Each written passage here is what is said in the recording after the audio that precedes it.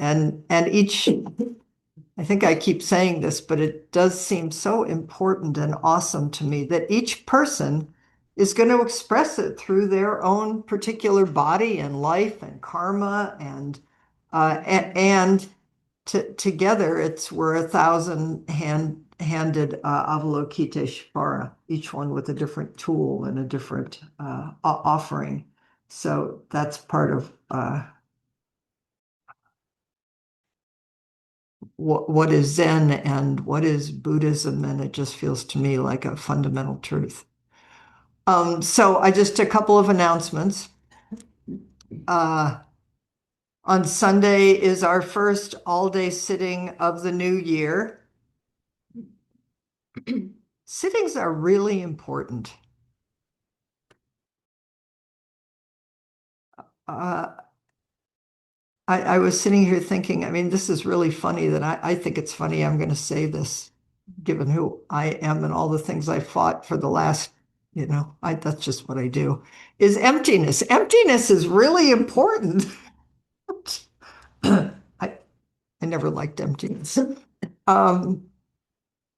Is in these times, in any time, but especially in these times when there is so much noise and cacophony, and to know the deep ground, to just know the ground of everything that isn't separate from everything, that you can't figure out in your head. It's why we come and why we sit and why we support each other. So, and it's what we do in the one-day sittings, and they're kind of like markers of this is Zen. This is our commitment to waking up. So if you can come in person, come in person. If you can't come in person, if you can, come for one period. Just come sit with us, or come for the lecture, or if you can't do any of that, then wherever you are on Sunday, remember that what you're doing is you're sitting with us, and you're sitting with the whole world, because that's what we're doing, and we're doing it with and for all beings. So that's my little encouragement talk. My second one is that February 8th is a Sangha meeting from 10 to 2. I think it's at my house, and next week we'll send out more information about that, and everybody is invited, and please come. And the other thing that I wanted to just say briefly, because who knows, I just wanted to say it and you have to put up with me, is I just wanted to, because I was at a meeting last night, Debbie was there too, for the Sanctuary Coalition.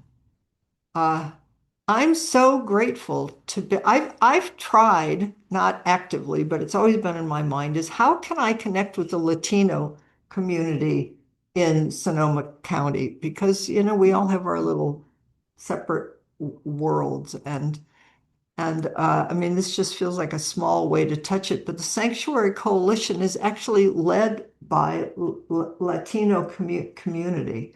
And then we all kind of are there as, in whatever way we're there to support and to listen, because of course they have a different perspective, not better or worse, but so, and there's lots of things on the board up there, but there's a general Sanctuary Coalition meeting from 10 to 12 on Saturday, which anybody's invited to. And I just like to go just because it brings together so many different people, as a way in these times to just touch a heart pulse. That's what it feels like to me, and I'm glad to be part of it. So I just wanted to say that. Thank you for letting me say that. Is it here? No. No. It's, if you want to know, let me know and I'll let you know where it is. It's in a church in Santa Rosa. Okay, having said that, please, Miss Constance, go. Yeah. Not quite yet. Oh, yeah, I covet that. I don't want to give you all away, but I have to. So I've been practicing. I can do this. Hi,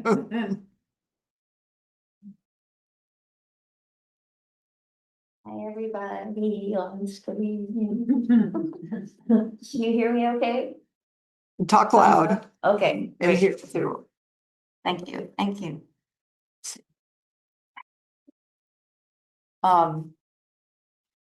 I think that what you said about emptiness is really important because it's like, as I've been doing this talk, it's like how everything is sort of connected together. How what we do as during our services and during the all day sits and stuff, it's all connected to like Buddha, Dharma, and Sangha. I'm going to talk about that in a minute. And also that we are it's like when we do service and when we do forums, we're talking to everybody. We're talking to everybody, even people that are outside the Zendo. Anyway, thank you. Yeah, no, that's important. So Chris asked me to do a talk about forms and rituals, and I am happy to do it, even though I'm a little bit nervous about it. But anyway, but I want to tell you what we're going to do, how it's going to go. I'm going to read a couple of things.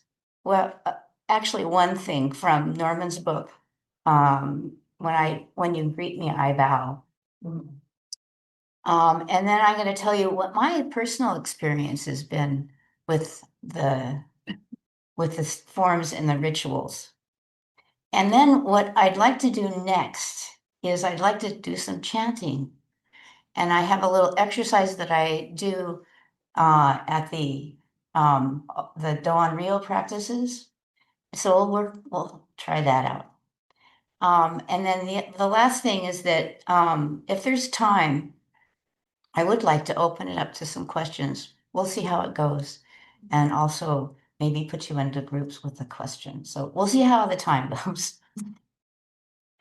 In Norman's book, well, let me just say, I really like this book a lot.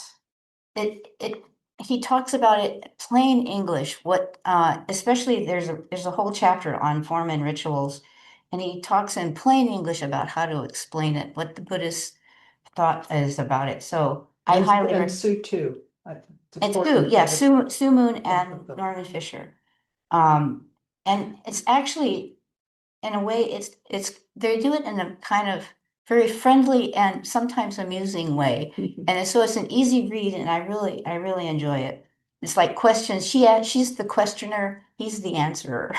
So it's a really good. And then when I was reading this book, I was realizing how much there is a connection between Buddhist thought and what we do in the ceremonies and forms. So good book.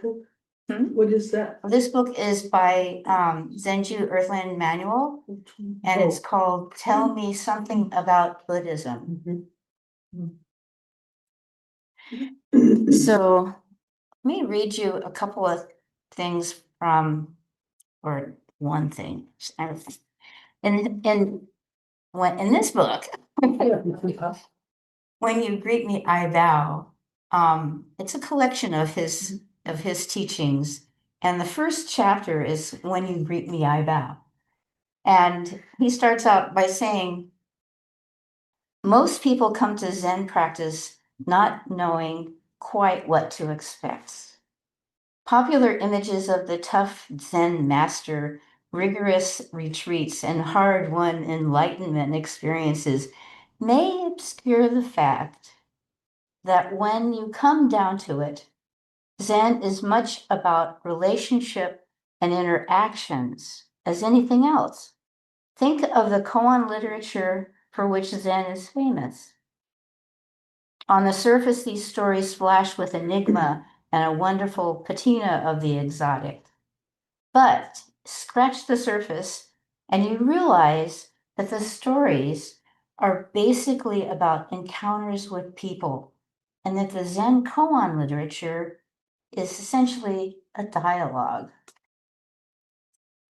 And he goes on to say,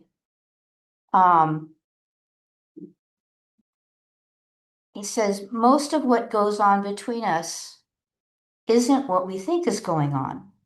Unconscious and unintentional, our interactions are subtle and by and large unknown to us. Our relationships really are mysterious and resistant to explanation, as the Zen masters of old understood they were. We stand in each other's presence, we drink in each other's being, we know and influence each other, and we turn each other inside out sometimes simply by being in each other's presence. We are always breathing, sitting, walking, and standing together. And the togetherness is just more noticeable in quiet meditation halls. He also says a koan. He tells a story, a Zen koan. And so I'd like to read it to you. Longtang made rice cakes for a living. But when he met the priest Tianquan, he left home to follow him. Tianquan said, "Be my attendant. From now on, I will teach you the essential Dharma gate." After a year, Longtang said, "When I arrived, you said you would teach me, but so far nothing has happened." Tianquan said, "I've been teaching you all along." Longtang said, "What have you been teaching me?" Tianquan said, "When you greet me, I bow. When you sit, you stand beside me. When you bring tea, I receive it from you." And Norman says this about that. Tianquan says, "When you greet me, I bow." Bowing is an ancient form for showing reverence and respect. In our culture, we have, I don't want to write, that's no, I'm going to go down here where he talks more about the bowing part. In contrast, by bowing, we acknowledge a friendliness and respect, but also a distance. A bow expresses our love and respect, but the space between us when we bow also expresses that we understand our aloneness, and what we can never assume, and that we can never assume we understand one another. We meet in the empty space between us, a space charged with openness, silence, and mystery. And when I read that, I realized that when I was in Japan, I bowed all the time. And everyone bowed back. Even the storekeepers in the 7-Eleven and the Don Quixote. When I talk to my Japanese friends over Zoom, we bow when we start, we bow all during the conversation when it feels good, and we bow at the end, and it's just totally natural. I did want to say one thing about Norman's book here, because I think that, see if I can find it. Okay. One of the things that he says in here is, and the way he kind of approaches it, is that he says the forms and rituals around retreats or sessions, or even when we do service here, have a solemnity and earnestness of activity that goes way beyond being rules for people to comport themselves. In other words, it's a lot more than just going through the motions or just doing the motions. It's much bigger. So I would like to tell you a little bit about my personal experience of forms and ritual and Dharma Heart Zen. And this sort of is kind of like a journal entry style. So I'm going to read it to you and just relax and take it in. So when I first began studying in 2009 with Chris, we gathered in the music room at what was the art gallery on Depot Street. I arrived just as the practice period was starting that year. and I decided to join. I had no idea what I was doing. I don't even remember or think or knew why I kept attending. After some time, I started practicing, and I offered to sit, after some time after I started practicing, I offered to set up the altar before the sit. Most people sat on zabutons and zafus then. We would pull out all the stuff from Chris's car and set it up. I really liked setting up the altar. It was sparse then, a small folding table like this size. One thin turquoise altar cloth, I think, was provided by Marilyn. Kanan, the statue over there, a little flower, and a candle. I always enjoyed driving into Sebastopol then. I felt like I was crossing over a bridge into another world. When we moved to an upstairs art room, Chris opened up the precepts class to anyone that was interested. So I read Rib Anderson, Norman Fisher, and Diane Risotto. I remember looking out of the window, which had no pane in it at the time, listening, and I breathing the clean air, and I listened to people's stories and the traffic below, but it was heaven.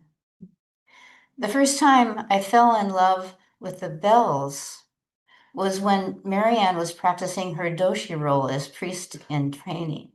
She wanted to get all of her bows right, and I wanted to get all of the bells right. So we practiced it over and over until we were comfortable. Lotus Sangha then moved to the Sebastopol Arts Center, and Chris established a second Sangha in Katari. And then many Jukai ceremonies seemed to come fast and furious. Altars became more elaborate, services became more regular, but it all happened just fine. I remember making lots of mistakes as Dawn. I even burned a hole in the altar cloth with incense charcoal. But in the end, everything turned out just perfect. We started offering half-day sits and all-day sits, mostly in Katari. There was a setup and takedown team that was Gretchen and Wayne. We had service in Katari pretty much after every Dharma talk. Chris would say, "Who wants to be Doan? Who wants to be Kokyo? Okugyo?" We did the services on the fly, and we finally had storage. So, why am I telling you all of this? It's because everything we do is a Dharma statement, whether we know it or not.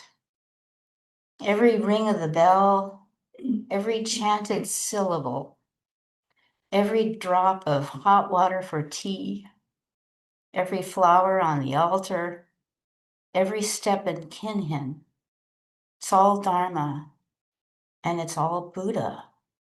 It's every person that sits down and follows their breath. I think that as we sit down on our seat, Indra's net is cast. It holds us. It holds the entire universe. There is no separation.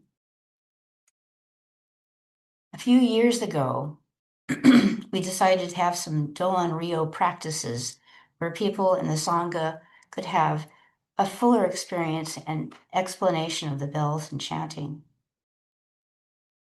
When I talk about the roles, I say you enter it as a role. You do your best, and afterwards you leave that role.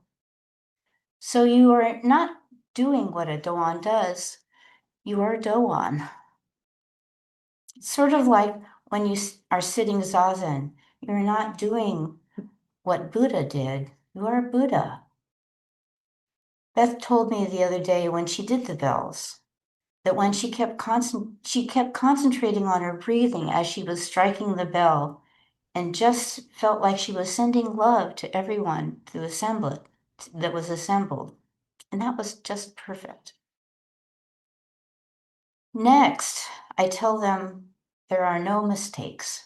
There's only passing tones. There is no need to apologize. Just keep moving forward to the next tone. Some say that Dharma is reality itself. That once we take the moment or take the backward step, we might be able to see reality as it really is, minus our thoughts and delusions and stories about it. Then we can say with curiosity, oh, I struck the bell at the wrong time. Well, let me take a breath, see what's next. No judgment, just move on. One thing that I find very satisfying about doing the Do-on Rio practice is that at some point after people's questions are answered, and I have a lot of help from that. We all take a part and do the service together. Then we rotate into another role and do the service all over again. And sometimes we rotate again and do the service a third time. Why do we do this? Because at that point, we are not individuals at the moment. We are one organism.